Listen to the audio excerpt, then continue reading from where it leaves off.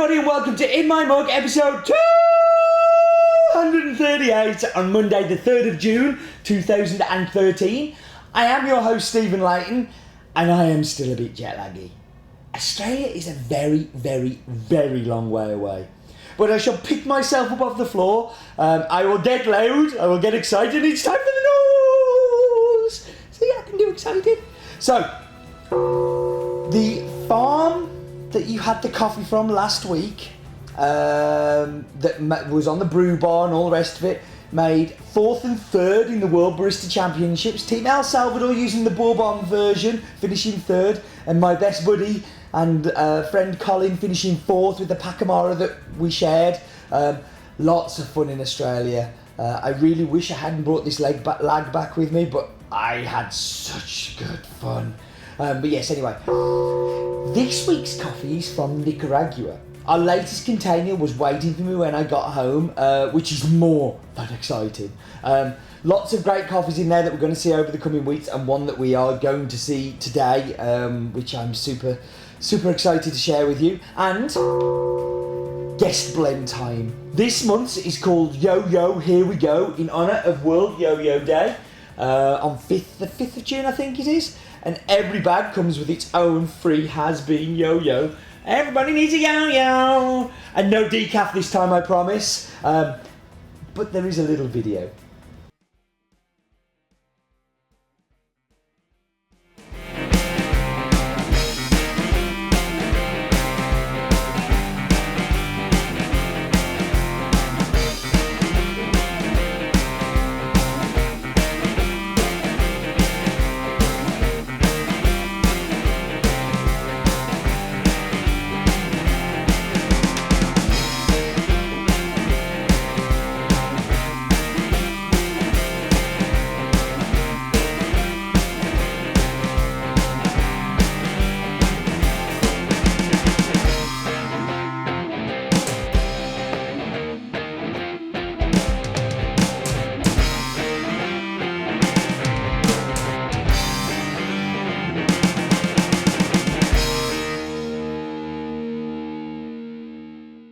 And that was the news!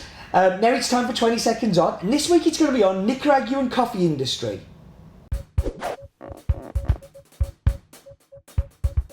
So let's do this.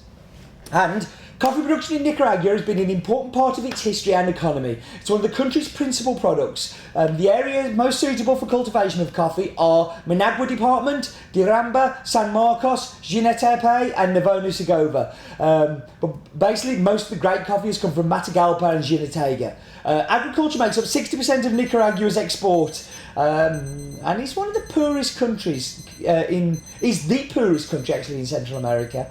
And in fact, it's the second poorest country in the Northern Hemisphere.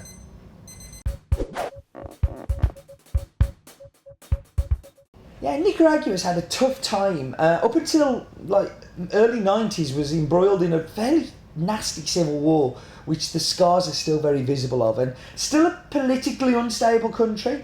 But the coffee we're going to talk about today is called La Escondida, which is from the Jinatega region. And Escondida, translated from Spanish to English, just means hidden, and that's because the farm is proper hidden up a mountainside. You really cannot see it from the road and from anywhere until you're actually in there. The farm is massively young, only first planted in 2006. And basically what the Moresh family did that own it was identified plots and identified different parts of the farm that had different soils, different temperatures, and looked for different varietals that they could plant there. The varietal they chose for the majority of their farm is unusual, as in it's Catuai, which you don't see so much in specialty coffee. But this was selected because it's on the mountainside and it's fairly exposed, and the weather conditions can get very windy very quickly. It was thought that Catuai could be a good varietal to play there. Catuai is related to the Yellow Catura and Mundanovu plants and is a hybrid. Best grows 800 metres above sea level. Very prevalent in Brazil, a little bit in Central South America like this. It's a dwarf varietal plant, so it doesn't grow very high, and this is part of the reason why it was chosen. Very high yielding. The fruit doesn't fall off the branch easily because of it being so small and low to the ground. Internodes are very close, so it doesn't need lots of wind cover, which this farm just cannot have. And it's just a really well organised, great varietal to have in this farm. Some of the downsides, it's high yielding, so it doesn't always taste great everywhere, but that's pretty much it, and it really does work here. So it's a brand new farm. There are problems with brand new farms. Sometimes they don't start off being amazing straight away. This is because lack of skills, lack of people who know how to pick and look after it, but also the chance for the plant stock to establish itself. But this really worked for me on this farm, and this is because it's the Moresh family. There's a farm next door to it called San Jose that they've owned for a very long time, and basically they've used the people that were there to come and help and work on Escondida. They put a farm manager in charge who really knows what he's doing. He's really organised, like all of the pickers, all of the processing, and lots of the processing is done on the farm. Some of the processing is done at the mill, which is around about 3/4 of an hour's drive away. But yeah, they do an ace job. We should talk about the numbers. So the country is called Nicaragua.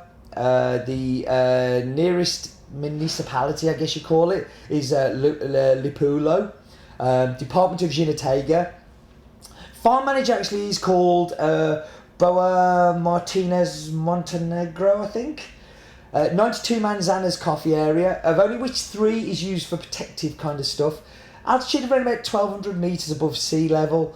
Has varietals on there of Bourbon. Has this thing called Java, I prefer Longbury. And this Catuai and Catura. They also have yellow Catura. Everything from the farm is washed, processed. I think that's everything. So it is time for the wonderful, the most amazing, the most fantastic map bit. It's the map bit. No expense spent. It's the map bit. Okay, so what do we normally do in these situations? We go down to has-been towers, and very quickly we come back up, and we're going to go across to yours and my favourite part of the world, Central America. So let's look at some more detail. So yes, number of coffee growing countries, as we've discussed in the past, 7, which is all of the countries in Central America. Population of just shy of 42 million, and you can see there double the surface area of the UK. I think we often think that Central America is a lot bigger than the UK, and it really isn't. But we're interested in focusing down on one of my, like the first country I ever visited, a producing country. So a very special place to me, and you can see that we've got 2 farms there that we kind of buy from at the moment. That's on the site. Lots more to come. But let's look at the country. So the country is Nicaragua. Tiny population, 5.8 million. When it's about half the size of the UK, and the capital is Managua. So you can think population to space, there's an awful lot more space for the people there to be living in. One of the biggest Central American countries. So you can see Limoncillo and Escondida, and this is a really good shot to just show kind of roughly where they are to each other. There's not like lots of distance. It's around about 45 minutes drive. But we're going to focus down onto Escondida. Now you see those roads, you've got like a very thin, sharp thing that says roads. That is Escondida. That is the outside of it. So that gives you an idea of the boundaries of the farm. And we should look at the details. So Dale the cow is telling us that it's called Finca Escondida. It has an altitude of 1,250 metres around about. The varietal is Catuai, as we've discussed a lot about. And the nearest town to the farm is Jinotega, which very famous coffee growing town. There's an awful lot of farms around that. In fact, just to the right there's a farm that we know. So this is a beautiful view of the side of the mountain, and you can see the lake just in front. Now you see that yellow line just ahead. If we can kind of I don't know how I'm going to do it, but if I can zoom up to that yellow line, that is Honduras. And there we go, look there. So that's Honduras. So it shows you kind of how close it is to the border of Honduras. And yeah, this lake here, these islands, you can actually buy one of those for around about $12,000. So yeah. I want to buy one and grow coffee on it, and we'll have it as island coffee. So yeah, they're very cool. And that was the map bit.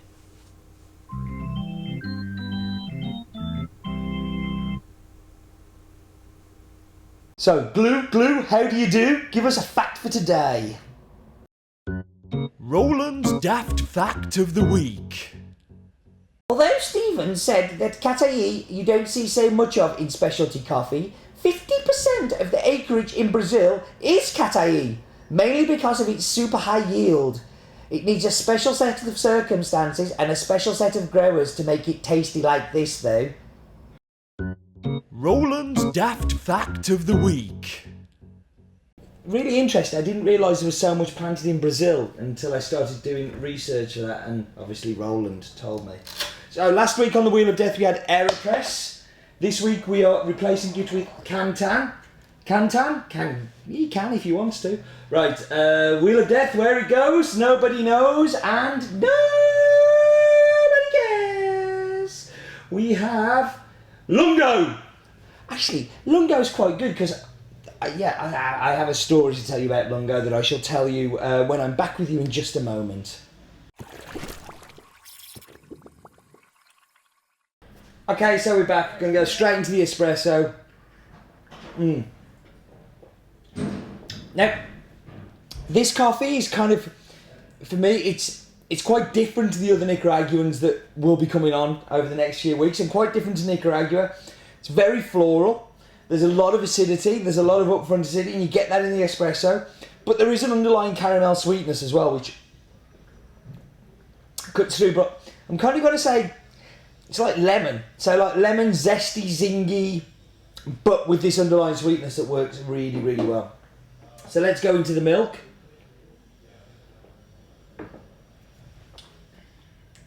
Okay. It doesn't work so well with the milk for me. It gets lost a little bit. There's nothing kind of to fight its way through to the top. It doesn't really do it for me. You get a little bit of the sweetness, but that's pretty much it. So, Lungo. What is Lungo? Lungo is an espresso that's pulled a little bit longer. Now, you know, last week I was in Australia at the World Barista Championships, and one of the signature drinks was actually something like a Lungo, but it was changing the tamping and the amount of coffee that was used, and it was quite different. It reminded me very much of something that Slayer have come up with. The Slayer espresso machine, a US manufacturer that we distribute here in the UK, where you use 9 grams of coffee, you don't tamp.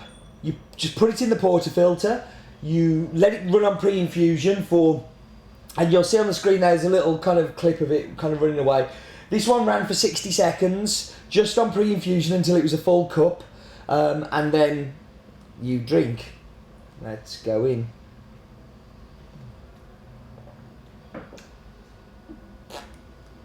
Not for me at all. And the one at the World WBC, they were doing it at St Ali in Melbourne, because it was the Australian competitor that did it, where you could actually go and try this drink. And I did go and try it, and I really, really didn't like it either. For me, it's just badly pulled. Like, it's badly pulled espresso, and badly pulled espresso isn't going to taste great, no matter how you try and dress it up, or hope that the espresso machine can become a brewed method. I just don't think it works. My opinion. Other people disagree with me. They're wrong. Listen, an espresso machine is for making espresso. Brewed coffee doesn't need to be reinvented for me. That's not great, and I know how great this coffee can be as a brewed. In fact, after I finish recording this, I'm going to go and brew some of it so I can actually taste something nice. We should go on to the Pinboard of Doom. This was sent in to me by Daron Riemann. Daron has been on Pinboard of Doom before, but this was after we did the Woke Natural on the In My Mug. He was so impressed with it, he went and bought 5 bags of it. I know a few of you have tried the Ethiopian Gedeb and have thought that it's right up there with the Woke. But thank you, Daron. Thank you for keep sending me photos. Please, more Pinboard of Dooms would be ace, as I am desperately running low. Okay, I'm going to finish. I'm going to go home and I'm going to go and sleep, because all I want to do at the moment is sleep. Jet lag is horrible. This is the worst I think I've ever suffered. So, yeah, I think that's it. Do remember, life is too short for bad coffee.